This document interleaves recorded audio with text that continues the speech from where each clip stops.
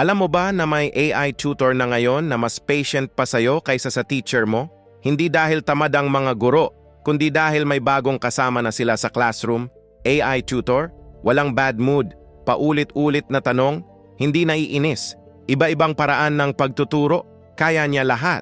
Habang nagre-review ka ngayon, may AI na nag-a-adjust ng lesson depende sa bilis mo mag-intindi. Kung mahina ka sa math, bagal niya. Kung mabilis ka sa science, advance agad. Ang nakakatakot, hindi papalitan ng AI ang mga teacher. Papalitan ng teacher na gumagamit ng AI ang teacher na ayaw mag-adapt. Tingnan mo sa Korea, 5,000 estudyante, iisang AI tutor lang. Perfect score lahat sa exam. Pero yung mga teacher na naging successful, hindi nila nilabanan ng AI. Ginawa nilang assistant. AI ang nag-check ng homework. Teacher ang nag-inspire. AI ang nagturo ng formula. Teacher ang nagturo kung bakit importante.